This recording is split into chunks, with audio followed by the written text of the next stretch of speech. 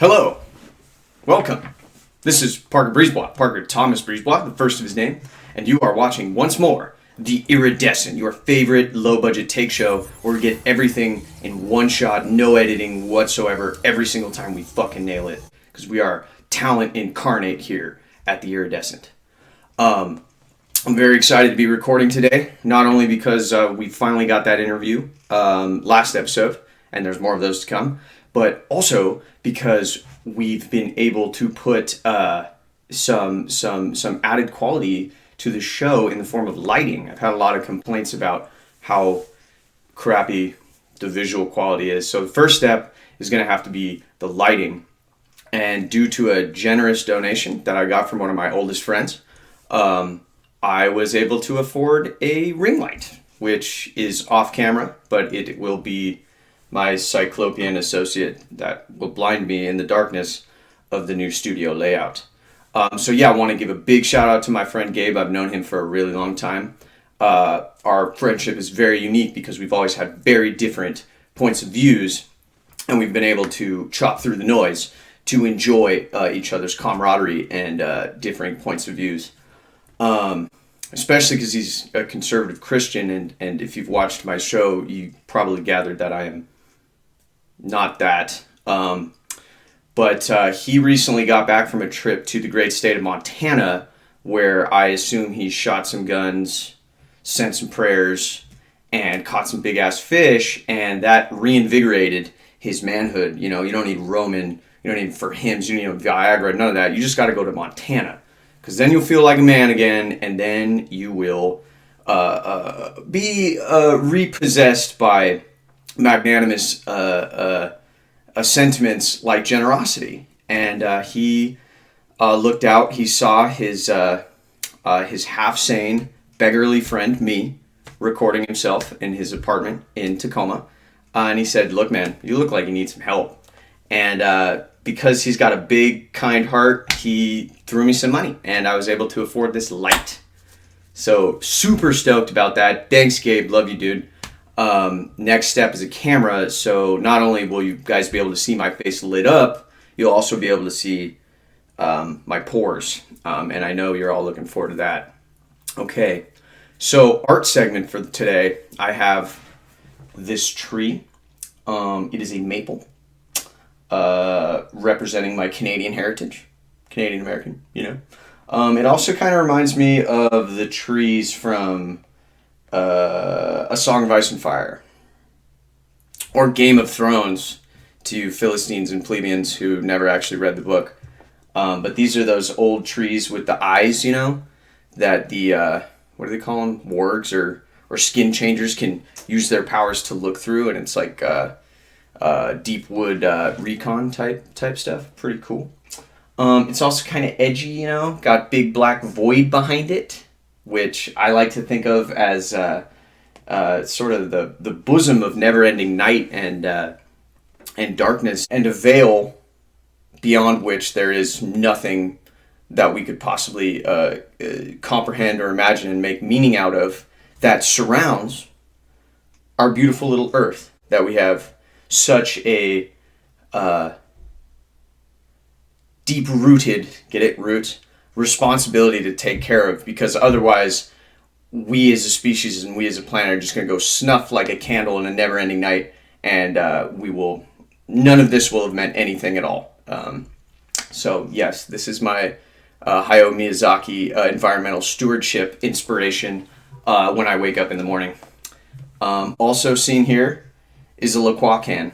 Just going to throw that out there. La Croix, seriously, you could give me some money, because let me tell you what happened to me the other day. After the interview, I was in a celebratory mood, so I got a little bit drunk. And you know when you wake up in the morning after a night of drinking, and you kind of wake up early, and it's mostly because you're desiccated, you're completely dehydrated, you feel like a really disgusting piece of beef jerky. Well, that happened to me. And I rolled out of bed, and all I could think about was how I wanted the bubbly, sharp goodness of a pamplemousse La Croix. So I went into my fridge, and I drank about half of it, had a nice big burp, went back to bed, and then for some reason for me, the only time I get any REM after a night of drinking is in that morning nap, that extended siesta after the first time I wake up. And I shit you not, I had a dream that I drank like 4 LaCroix. And it was amazing. And I woke up and all I wanted to do was drink another LaCroix. But I had to, I gave myself pause. I thought, how many of those have I even had this morning? But, I was very well hydrated in my dreams, also very gassy in my dreams. And I was gassy out of my dreams after that. So, LaCroix hydrates you in your dreams too. First big one, Kamala Harris. Just says Kamala Harris. Love her, hate her. She's going to be the next vice president, hopefully. Bit of a polarizing one, Kamala Harris as a pick. I'm personally a fan. I think it makes a lot of sense on a lot of different levels. I think she's less vulnerable to good faith ideological attacks that she's a socialist or something. Republicans aren't really going to be able to throw anything that sticks on her about being the Trojan soldiers who erupt from the Trojan horse of Joe Biden into the White House that are socialists. I think somebody who I would have preferred, Elizabeth Warren, would have been somebody they smeared with that bullshit all day, every day. And unfortunately that would work because in America, socialism is still a negative ideograph. But Kamala Harris, I think, is a good pick for the harm-reduced, centrist government that we're hoping to get in office there. Or I'm hoping to get in office there. I've already seen ads attacking her from the right, trying to just race bait and pump up racial fears of empowered black women, try to get suburban white women, the Karen demographic, back into Trump land, because Kamala Harris scares the shit out of those people. If you were a housewife who never challenged herself to do anything impressive in a professional sense, Kamala Harris looks like freaking Wolverine. I mean, she is a ferocious orator, an hyper effective litigator, and just seems like she doesn't put up with any bullshit and knows what she's talking about to back it up. So yeah, they're going to attack her from the right as being a scary black woman, which is totally racist and totally in their wheelhouse. And they're going to play to their base that way. She's a vice presidential pick. Like, I don't know. I don't think as a Democrat it makes sense to worry that much about that because that's just par for the course. Like, we already know right-wingers are going to throw a lot of racist, race-baiting shit at whoever the candidates are anyway.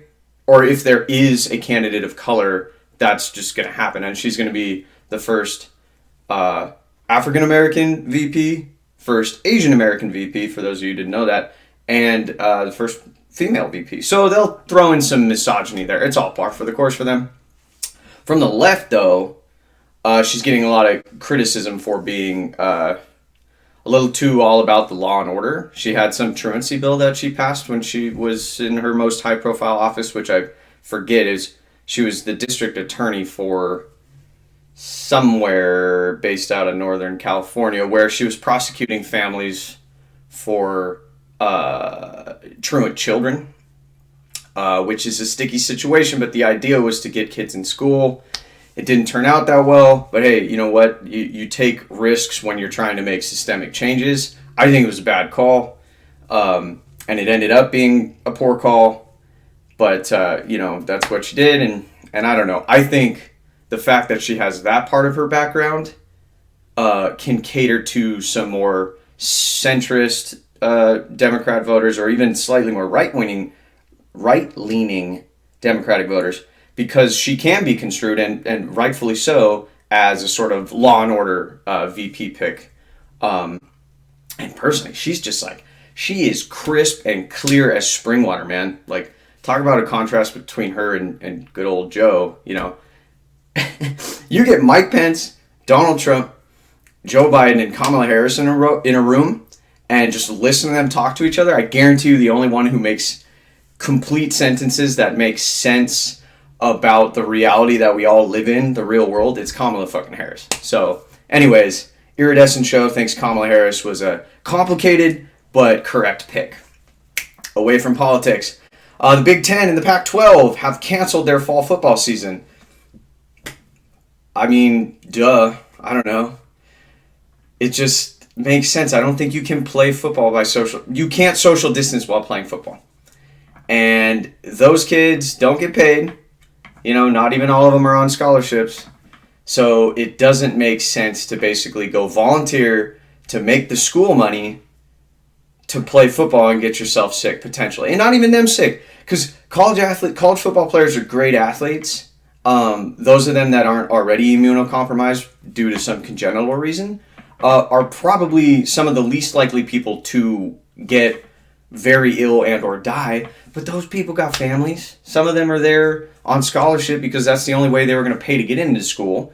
So they've got families who are of lower socioeconomic status, and the numbers show that people of color, people of lower means, are more likely to get seriously affected by the coronavirus. So you got a scholarship kid who's from the hood, who's being forced to play because his conference didn't cancel the season, comes back home to mama, gets mama sick, and shit, you know, his college is getting paid for, but what happens when mama dies? You know, that's a nightmare scenario. So good on the Big Ten, good on the Pac-12.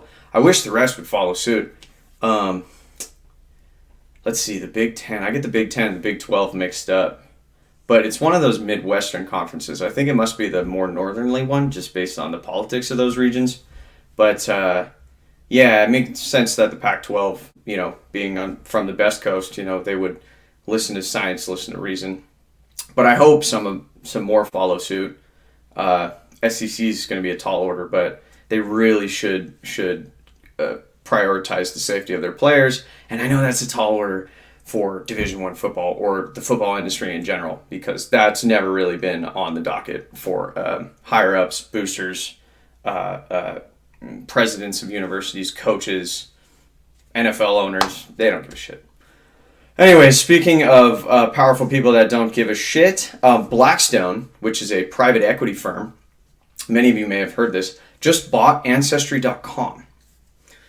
Now, I'm not insinuating nefarious science fiction level dystopian intent there. Blackstone is this hyper affluent private equity firm that just basically owns a lot of shit. And if you don't know what a private equity firm is, and I only half know what they are, as far as I can tell, it's a giant bucket of money that just funds things, and by funding things, it owns things. So they don't produce anything. They don't, make jobs for people in storefronts or brick and mortar places. They just shell out to have a say in how things are run all over the place. So, for example, I know they do property management. They owned a bunch of Motel 6, they owned Motel 6, the company. And then they owned a couple construction and development firms that were working on deforesting the Amazon. And I'm only reading from their controversy section on the Wikipedia page. Anyways, they're buying Ancestry.com. The co-founder and CEO of Blackstone is a major Trump donor. His name's Peter Schwartzman. He's donated some $5 million to the Republican Party and almost $1 million to Trump. He also worked for Trump on one of those I think it was the Committee for Strategy and Political Messaging or something for a hot second until Trump canned him. But anyways, yeah, he's just a big rich dude who likes to rub pennies together to make more pennies for whatever reason. And then his own personal and political biases come out in those companies that he's touched with his wallet. For example, Motel 6 got in trouble because a couple years ago, I think 2018, they were giving out guests' personal information. They were giving names on a guest list to ICE operatives without warrants. So, immigrant workers who aren't necessarily here legally, have sketchy housing situations. Oftentimes they got to stay in cheap motels for periods of time. And yeah, Motel 6 was offering up their names to ICE people so they could presumably do what ICE does, which is to deport them. So Peter Schwartzman doesn't like the idea of people coming in to a country that's supposed to be the land of opportunity to make ends meet for themselves and their families who are inevitably in dire situations, because otherwise, why else would they risk coming here? On top of that, I mentioned the Amazon firms. Not talking about Amazon like you ordered this ring light from Amazon. I'm talking about the rainforest that produces most of the oxygen for us in the world. Those Blackstone companies were taking heat for taking up illegal deforesting practices, starting the fires in the Amazon, not on purpose, but certainly through negligence. And now these guys who own all of those wholesome enterprises own Ancestry.com, which a bunch of white people have given their DNA to because they want to know how much of themselves, or how much of their ancestry involves mayonnaise, white bread, and yogurt. I don't personally get it. I think it's cool to a degree to know about your family's heritage, like where did my name come from, or like how did my grandfather grow up or whatever. But I think at a certain level, it's just really kind of narcissistic and boring to learn that you're 45% Western Germanic, 25% Baltic, 27% English. Like, who fucking cares? Especially if you think about the consequences of that, which is that people now have your genetic material, and could presumably, use that in criminal investigations. And maybe if you're a law and order person, like, rah, that's cool. Because if your third cousin turned out to be like a psycho killer, you and Jeff have, who's your first cousin once removed, have given your genetic material to this company, so now they can find your third cousin psycho killer. I don't think people fucking know about that or care about that, but that's what this type of shit's being used. And it's now owned by a guy, or a company, Blackstone, which is run by a guy named Peter Schwartzman, who's a big Trump dude. So, again, I'm not saying that this is some kind of nefarious conspiracy. I'm not into those. But what I am saying, or trying to explain to you, is that Blackstone, as a private equity firm, is essentially just an amoeba. Not necessarily a flesh-eating or brain-eating amoeba that is made up of money, and its sole purpose in life is to multiply that money by whatever means necessary. It's just trying to grow. It is a amoeba that eats something that's not necessarily flesh, to torture the metaphor, just so that it can eat more stuff that's not necessarily flesh or brains, but could be flesh or brains. And they're doing that by whatever means necessary, whatever seems profitable. And maybe Ancestry.com is just the thing to buy, because maybe it's booming. I don't know. I haven't checked the stock prices on Ancestry.com. I know it's pretty popular, but it's not a service that people need. It's not a physical good. It's it's narcissistic cotton candy for people that really don't have a sense of who they are in the world, or if they do, it's just horribly insufficient and they need to be told some bullshit about their racial makeup, or but maybe that's a boomtown and Blackstone wants to get its hands on it for who knows why. Anyways, more rich people doing shitty stuff. Trump's defunding the USPS, the United States Postal Service, and admittedly, outspokenly, is doing so to delay results gathered from mail-in ballots. Sorry, I was thinking, I almost said absentee ballots instead of mail-in ballots, because that's the one he says is good and okay. Absentee ballots are. And mail-in ballots are evil and nefarious and need to be stopped at all costs because fraud. I asked my friend who works in campaigns about this the other day, about just like, please explain to me like I'm five what the difference is between a mail-in ballot and a absentee ballot. And as much as he could tell me, other than just basically there is no fucking difference, is a mail-in ballot is one that gets sent to you just because you're registered to vote, and it's your it's your right to vote in this country, right? And then an absentee ballot is, I know it's on an application basis, so presumably you can only get an absentee ballot somewhere where they don't already do mail-in voting.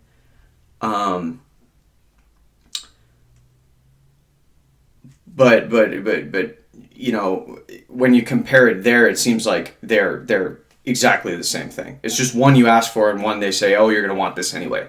And I come from places where, since I turned 18, I've only ever mailed in my ballot. I've never gone anywhere to do that. So to me, it just seems patently ludicrous that mail-in ballots are inherently fraudulent and super problematic. And until this year, we haven't even, that hasn't even been an issue. Nobody's been talking about the rampant fraud that comes from mail-in ballots. And you could probably guess where that's coming from. The guy who just said he's trying to defund the USPS, which gets out these mail-in ballots. He's the one making it up. He's the one who's created this myth, this bugbear. And I'm seeing so much shit on Facebook and Instagram where, you know, I have the extreme pleasure to diversify my political outlook by following some conservative types talking about how we need to do our American patriotic duty and stop mail-in ballots or else the whole election's going to be a fraud. I don't have the patience or the tact to reach out to them and ask them to explain to me in good faith and just give them the floor why mail-in ballots seem so fraudulent and terrible to them. And I think I'd probably be wasting my time because I have not seen a cogent explanation other than Trump straight up saying he wants to defund it, the United States Postal Service, so that those who would oppose him have a harder time voting. And these numbers are not new. This information is not new. The more people that vote, the more likely Democrats are to win. So, I mean, that explains in and of itself why right-wingers always make such concerted efforts to make it harder for people to vote. And it just blows my mind and exacerbates me to no end that they've managed to roll that, which is just cheating on its face, into this package of defending American democracy for the people who are more likely to vote Republican and have the means to vote no problem. Because, say, if you don't live in a state that normally can mail in their ballots, they can get time off to go vote, you know, because election day is not a holiday. Or they have the time to learn or give a shit about politics, even though they're all in on one side already. So yeah, anyways, it's just frustrating, man. It's like, I feel like I'm sitting here, being a dejected toddler, insisting bigger, meaner toddlers to play fair in a game, that they just have no reason to. And they're just saying they're winning because they're the chief, they're the boss, and this is the way the game is played. If you're the chief and the boss, you should be able to make it unfair for other people to try to get a say on who wins the game because, fuck those people. Anyways, vote. Do what you can to vote. I don't care who you are. If you want to vote for Republicans, vote for Republicans. But everybody should vote because, like I said, the more people vote, the more Democrats are going to win. And then don't go looking at me like, oh, that's deep state cabal shit. The only reason Democrats win if more people vote is because somehow the deep state, when there's a certain critical mass of ballots and they can alchemy more Democratic votes out of that, and then there's just more liberal pedo shit going on in the government. Man, you're tripping, dude. Occam's razor. The reason Democrats win is because the Democratic Party's platforms are designed to benefit more people that need more help. And the reason Republicans win when fewer people vote is because their policies are directly designed to help a smaller amount of people. Ostensibly, culturally, that's like American evangelicals and white people. But literally and practically, it's just rich people. And it's a serendipitous coincidence, not really, for those people that those two demographics happen to overlap a lot. But yeah, regardless, it's anti-democratic to strangle people's ability to vote. And they should be stopped at all costs. God, fuck, I am so scared. Anyways, moving on to animal facts. Ospreys, also known as Seahawks, don't actually make cool noises. I just went on this hike because I live in the great state of Washington, so we got like hundreds of thousands of hikes, and we went up to this lake where there was this really cool raptor-like bird fishing in the lake, and I was with some zookeeper friends, and they, was that an osprey? I think it's an osprey, and then they rattle off all these facts about its anatomy that they can see, and they identify it correctly as an osprey. And it's a really cool bird, very angular and sleek, cool colors. Keeps diving into the lake. And I'm expecting this iconic scene where, it goes in there, pulls out this mighty salmon, and then hits us with the caw-caw! The dragon eagle noise. But what I got instead was a lot of dry runs. It dives towards the lake, doesn't come out with anything. And when it finally did come out with something, it was this tiny little fish. And then its victory screech was not the dragon scream I was expecting. It was just... It was like a dog's chew toy getting stepped on. And it just made me think about how we're fed these myths about animals being more majestic or less majestic than they actually are, more majestic, I pointed that out to them, and they reminded me, because they told me this before, that eagles don't actually even make that really cool noise. I'm thinking, what the fuck? Why are we so obsessed with eagles then? Who's to say? And there are plenty of animals that get the other end of the stick, like the marmot. Why isn't the marmot a more celebrated animal? Have you ever seen a marmot? Well, they're great. Look them up. Anyway, so it's the middle of August now. Would be back to school time. And it is, unfortunately, for some people.